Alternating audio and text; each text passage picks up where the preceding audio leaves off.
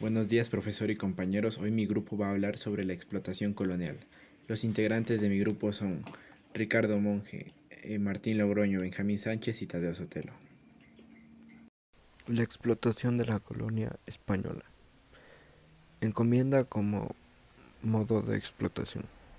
Consistía en un territorio adscrito a un español, especialmente a los conquistadores a quienes se les llamaba encomenderos, para que ellos adquirieran a la población indígena que hubiere ahí,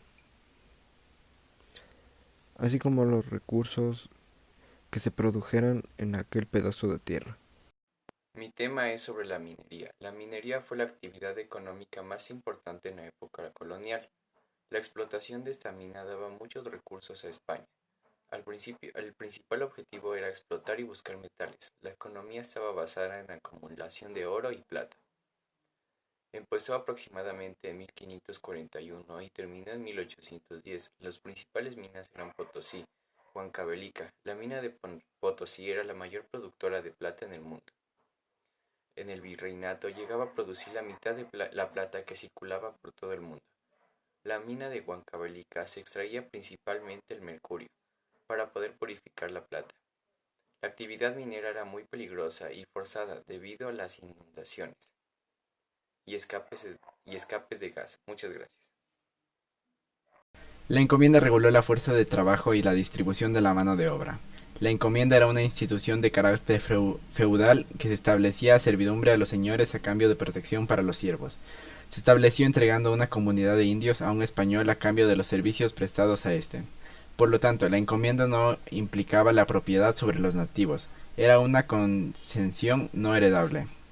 Al quedar vacante, sin alguien que los controle, esta volvía al monarca, quien podía retener a los indígenas bajo administración real o entregarlos a otro encomendero.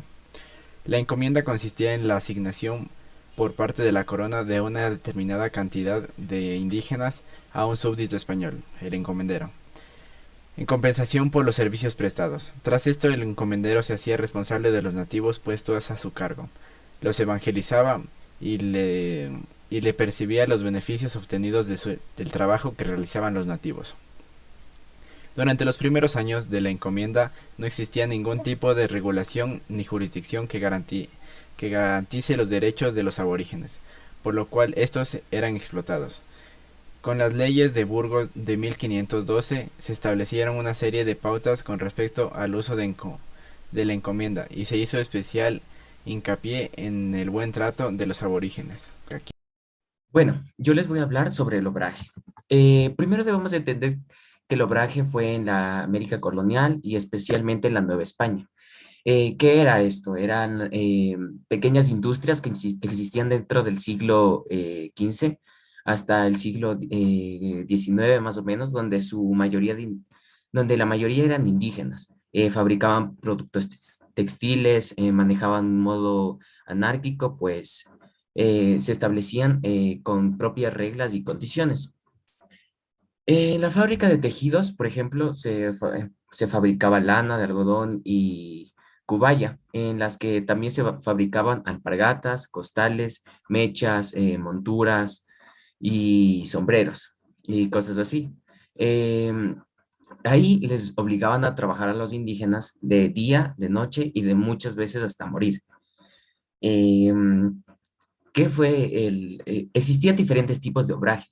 Podemos entender como obrajes enteros, eran aquellos que se operaban o se hacían con más de 12 telares, en los cuales trabajaban indígenas forzados o que recibían un salario pero muy, muy bajo, que era casi nada.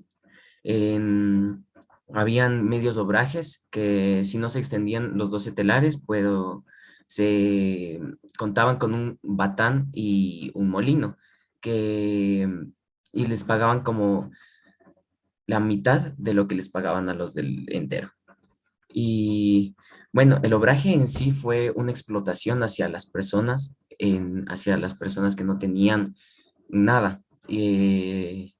Esta explotación les daba como algo que los seres humanos no podemos, en este tiempo no creo que podríamos soportar. Y bueno, Eso fue una pequeña parte de lo que fue el obraje.